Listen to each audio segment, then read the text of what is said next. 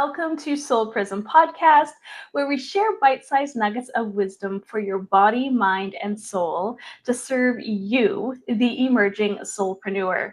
My name is Tammy Mack, and I am so excited to be talking with Naomi today. It's been a while since we've done a podcast that we've connected, and so I really want to introduce Naomi. Now, Naomi Fox Reina, is that correct? Yes. Reina is the founder of Light-Filled Co. She is a human design expert and a God-centered astrologer with years of helping people unlock their divine design. And I am so excited to have you on the podcast for various reasons. First of all, because we are both projectors and we're both second line projectors. And we actually have a little bit of connection through our astrology. I would love if you can share a little bit about that. Yeah, absolutely. You and I, we have so much in common, and it's so fun to swap when you have so many major points, and it's ooh, is this how you experience it? Is this how you experience it?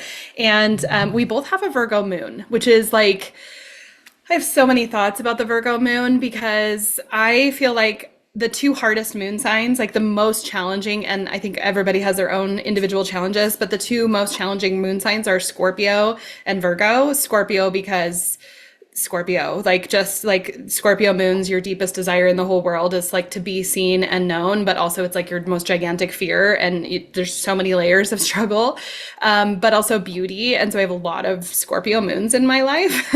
And then the Virgo moon, you take the most analytical, the most grounded, practical, measure it out into little tiny pieces and put it in the filter that is for your emotions.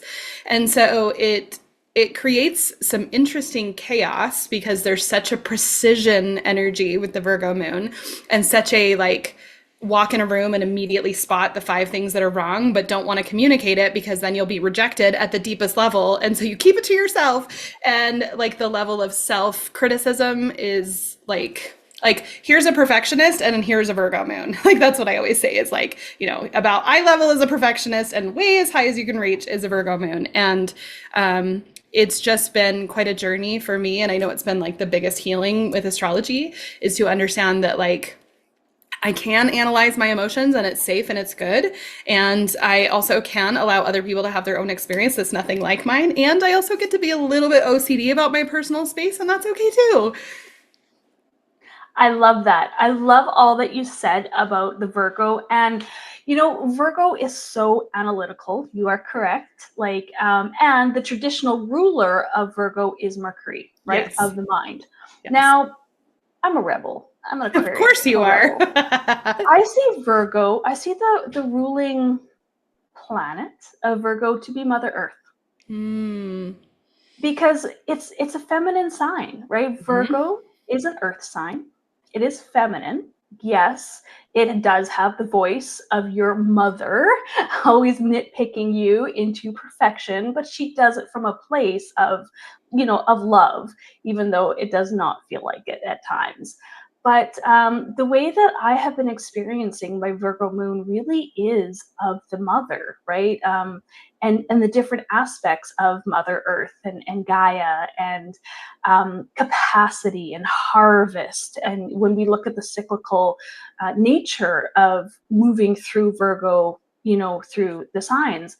And the other really thing that I love about Virgo is also the aspect of healthcare, of nursing, of nurturing, right? A lot of people that have strong Virgo placements are generally in either the fitness and nutrition, right? For instance, I actually was a macro coach for a while, very Virgo, very, counting your macros and whatnot. But I've also worked in healthcare for 20 years as a Virgo moon.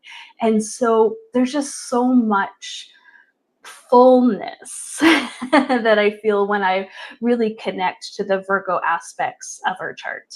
Yeah, 100%. I totally agree. My first real entrance into my career in my 20s was to be a birth professional. And so I did birth education and physical support, emotional support, and educational support during the labor process for mom and dad as a doula. And just such a Virgo moon, Virgo midheaven over here, like all of it. I love that so much. So I love that we are both projectors, and projectors generally are hard on ourselves, right? We have this dichotomy that we're all healing as projectors, which is self-worth, right? We all have this collective as projectors to really heal our self-worth for the collective. That's kind of our job, our role, even though it's not seen, right? Even though it's not built upon, we're here to really up level self-worth. And so once again, with the Virgo and being a projector, and we have another thing in common, right? We are both second lines, right? You're a 5'2", correct? 2-5. 2'5", So and I'm a consciously a 6'2". 2-line. So I actually would love to dive into that just a little bit, because that's just so much fun. You as a conscious second line versus me as an unconscious second line. So I would love for you to share, how does it show up in your life consciously, knowing that, you need some cave time? So when I discovered that I was a hermit back when I was looking at my chart, I was like, that is ridiculous, because I am one of the most outgoing people that I've ever met in my entire life. I take the Myers-Briggs and it's like, I always score like 97, 99% extrovert, right? And I love people. Like I genuinely love people. If I'm out and about, I am talking to people and I'm connecting with them, and I love going to events, and my environment in human design is external markets. So like give me a good like convention or a conference or something where I could just be with the people. And as I really sat with that, and I was like, okay, like what is true about this that I'm not seeing?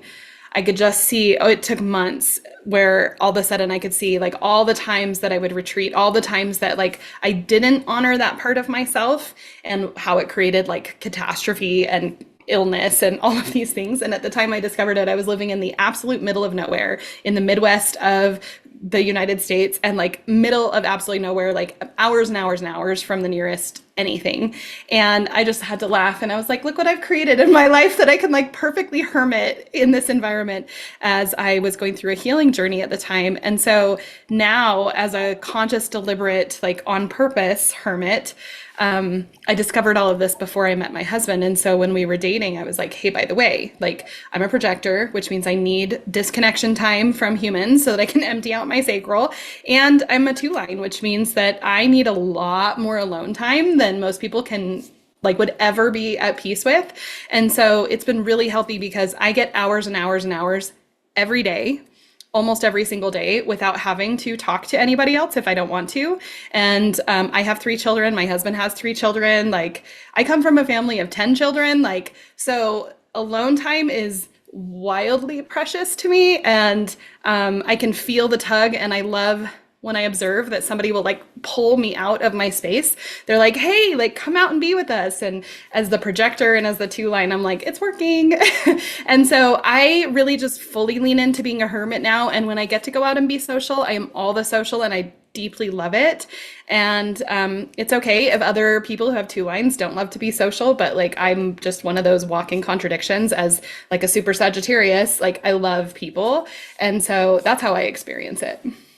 I love that so much. I love how you were talking about, yes, I'm a projector, I'm markets, I'm a Sagittarius. I have all these other aspects within my life that really pull me out, right? That really light me up, that really pull me up. But I'm also aware of the fact that I need time. Like I need time so much. And if I don't get this time, healing crises happen. One of the things about a line 2 is we like to avoid.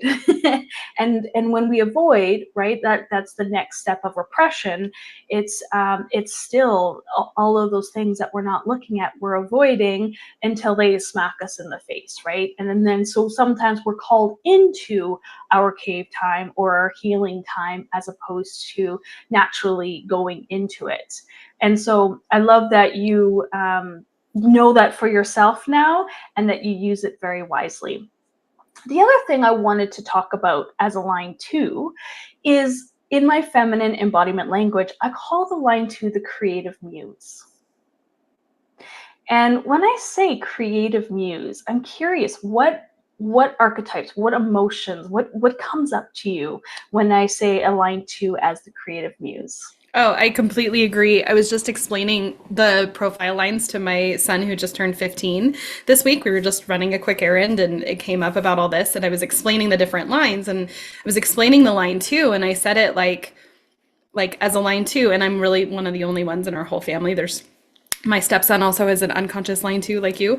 And so I was like, I need to be alone. I need to be away from people physically looking at me. Like, I need no eyes looking at me. And he's just like, oh yeah. He's like, that's so true. He's a 3/5 and a manifesting generator and all of this stuff. And I explained it like the greatest works of art that have ever been created were almost exclusively done in solitude without anybody looking.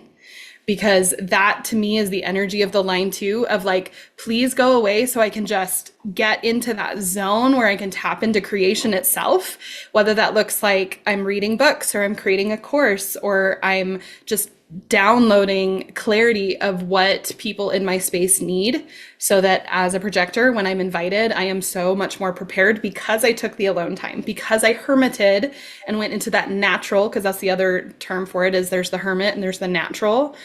Then it can express very, very well that way. And plus my conscious earth and my unconscious moon are in gate 16. And I feel like that just amplifies that 2-line energy for me. And so it's just very much this, like, if I can have enough alone time, I can fully blossom in my magic. And if I don't, I kind of like wither to some extent.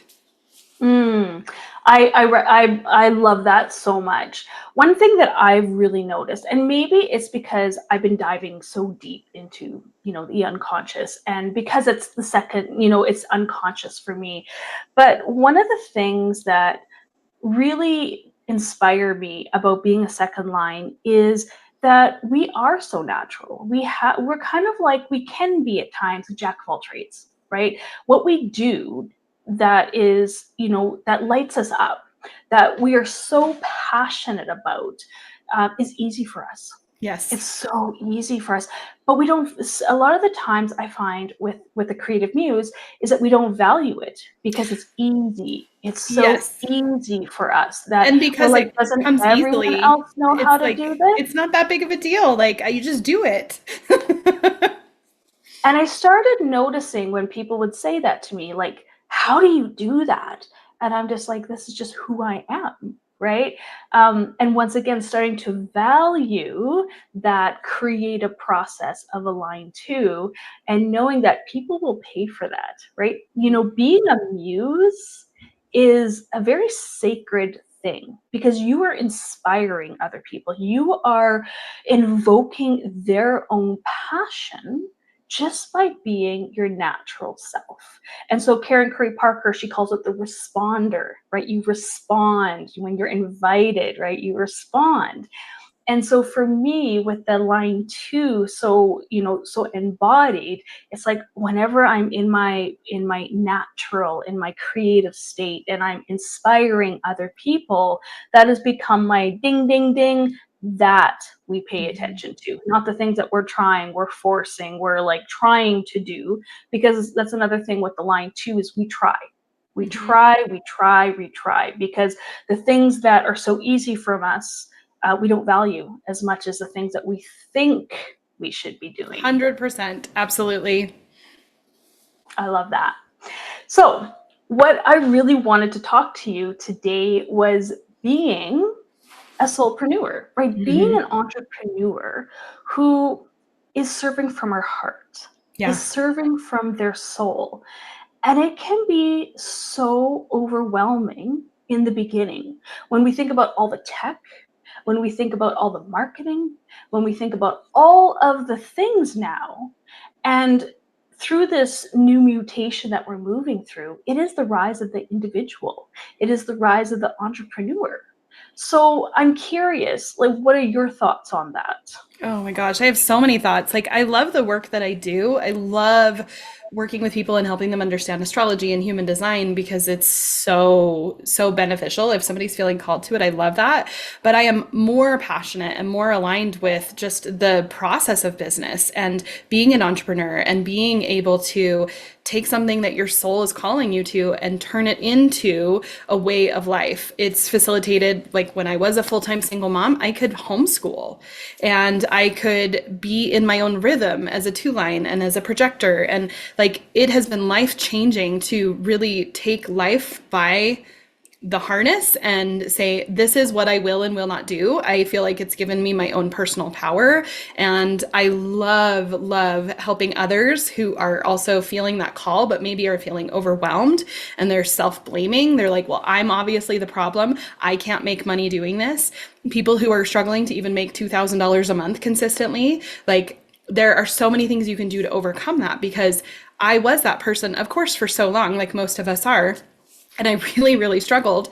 And understanding there are some non-negotiables that I need to have in my space and understanding what those are by understanding myself and also getting the tech figured out, getting the support structures figured out, doing the emotional clearing work so that you don't run around thinking I can't make lots of money unless I work my butt off and can, burn myself out over and over again. Like most of us have some strong generational things that are gunking up the flow for us when it comes to making good money, doing things that we love, really blessing people. And so going from that, like, oh, it'd be amazing if I could just consistently count on $2,000 a month coming from my business to like $10,000 months are now the new normal, $20,000 months are now the new normal, making hundreds and hundreds of thousands of dollars. Like I have personally experienced the spectrum and I have seen so many others. And so I know how very realistic it is. I know that you actually work less hard when you're making more money than when you're making very little. And that if you can just move a few things out of the way, it can be like glorious and amazing. I love that so much. I was in a coaching call yesterday, actually, and the coaching call was called 40K months, right? And they were celebrating these 40K milestones. Yeah.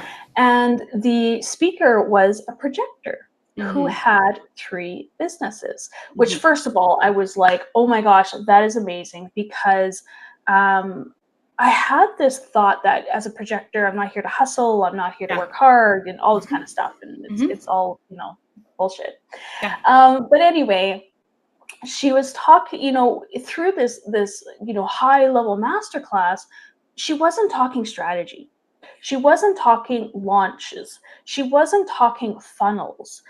She was talking about imposter syndrome. She was talking about self-worth. Yeah. She was talking about being seen and heard and recognized, throughout the talk, which to me is so fundamental, right? The soul, coming into your essence, right? When you fall in love with yourself so much that you can't help but shine it out is so much more important than the structure, the strategy part.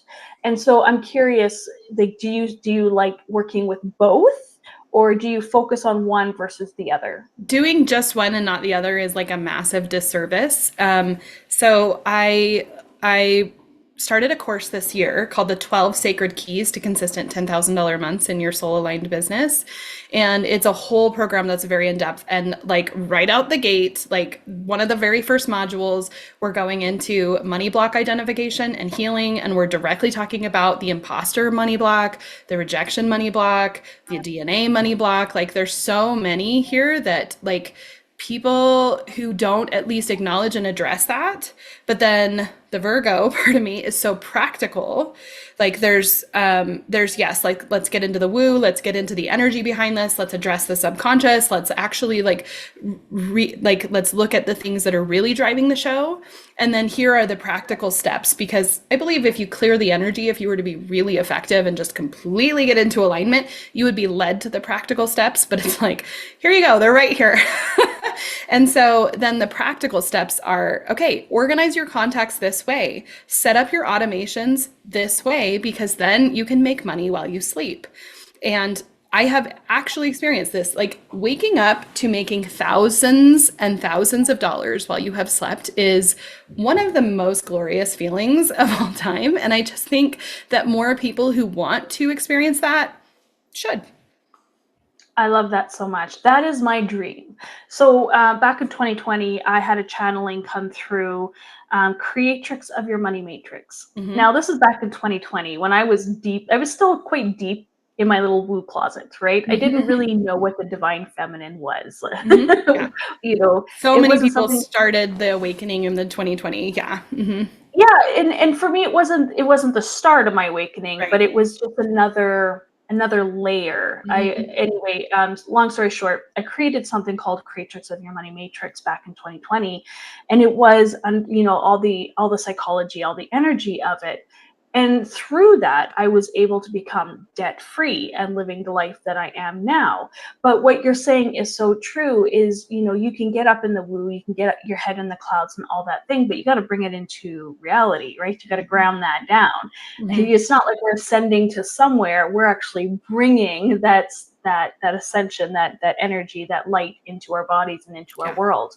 So I love how you're talking about, especially as projectors, creating multiple streams of revenue, right? Creating ways that support us. It's Yes. like you said, through automations and funnels and whatnot, so that we are making money in our downtime. We are making money in our sleep. And that is, since 2020, one of the visions that I continuously hold is waking up every morning and checking my phone and seeing the money coming in and knowing that the work that I did was valuable, the work that I shared was good, and that it's going to continue to support people and support me as well. Yeah, absolutely. I love all of that so much.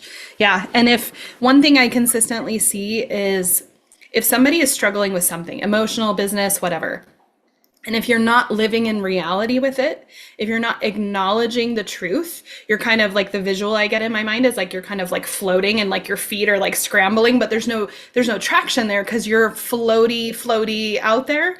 If you don't put your feet on the ground and acknowledge like, this is the reality of where I'm at, and I'm so grateful for it. And of course, we look at like what else is possible and realize that we're already connected to everything and everything is already ours. But if you don't have your feet on the ground in reality, you have no traction, which means you have no power. If you're living in a fantasy world, it's like playing a video game and getting remarkably amazing at the video game and winning everything and making all this money and all these accolades and all the things in the video game. But then you shut it off and you go to real life and the kitchen is a mess and everything is chaos. Like if you don't live in reality, it's fine to fantasize. It's fine to use your imagination. In fact, that's beautiful, sacred work. But if you are not also acknowledging like, where am I even standing? Like you could have this beautiful idea going on in your head, but if you're in an abusive, violent marriage, like, and you don't acknowledge that, you could go create millions of dollars, but what are millions of dollars going to do inside of an abusive marriage? Like you are going to be the most aligned, the most productive, the most happy, and the universe will respond in kind if you are being realistic and imaginative. I find it quite funny because we were talking about being a Virgo and being very analytical and very practical. But let's be real, that's also very deeply ingrained with you as a fifth line, as I call the queen, right? The queen is, giving practical administration, practical advice. The CEO, or what I call, is the queen. Yeah. And so I can totally feel the magnetism of you speaking through that line 5, but also because you know what you're talking about, right? Like you've been there, you've done that. What you're going to share is practical and grounded. 100%. And it's also my Saturn coming through, which is very strong. I have Saturn in the 10th house, conjunct Jupiter in Libra, so it's exalted. And I did a astrology session years ago with Robert Hand. He's one of like the OGs in the astrology world, absolutely brilliant. And he was like, you have a super mega ultra exalted Saturn. He's like, this Saturn is like I've got so many aspects to it. It's just very strong. And so I've just thought about that so many times of how clearly that authority shows up and that like clarity and like, this is what we're doing and this is how we're doing it, and this is going to help. And like, it's that practical Saturn karmic, like you reap what you sow, like that you just can't get around that.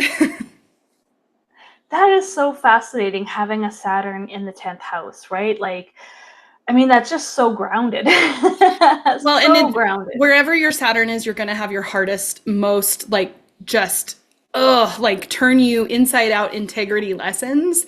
And I certainly have. My Saturn return was one for the books. And so it's just so helpful to be at peace with it and be like, oh, the house and the sign that your Saturn in it is probably an area that you have massively struggled with in your life. And the beautiful thing about Saturn is when you learn the lessons, the blessings that come from it are permanent. You get them like all the way down to your bones. Like they will never leave you again, where like Jupiter lessons, like those can come and go. There's no lessons there. It's just like, you get a car and you get a car. Like you could win the jackpot tomorrow and be broke next week. Like it's very, like it expands quickly and then it can just deflate quickly with Jupiter. But Saturn, oh, you climb that mountain, you've earned that, you're at the summit, like it is imprinted on your soul. Like you know what that looks like.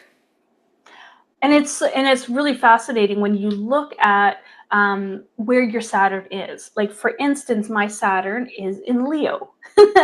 In your 8th house. I have a lot of like that Leo energy, and it's in my 5th house. And I thought it was in your 8th. Do I have that wrong?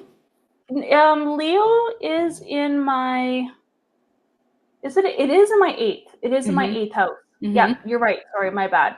No, you're good. I'm just like, wait a minute. Leo, if I have your chart wrong, I need to fix it. No, you don't. But Leo is 5th, so. Yeah, 5th house energy. Mm-hmm. 5th house energy. So for instance, I was told I wasn't going to be able to have babies, right? I have an autoimmune. I have half a uterus, and endometriosis. And so my doctor said that I was not going to be able to have babies.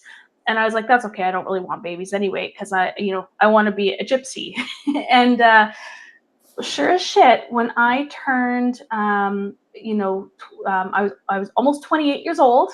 It was like so close to my 28th birthday, actually. I had a son. I had my son, and I've always called him my Saturn return, right? Because he has really he taught me commitment. He taught me devotion. He taught me what happens when you just fully devote yourself, to fully love something.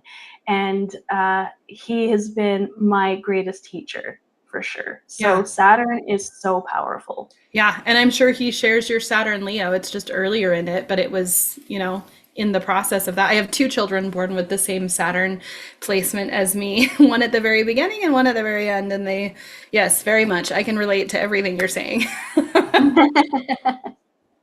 So what would you tell somebody? I call entrepreneurs soulpreneurs. Yeah. I'm sure you have a different language, but what would you tell somebody who is wanting to start their own business in alignment with their soul or their heart?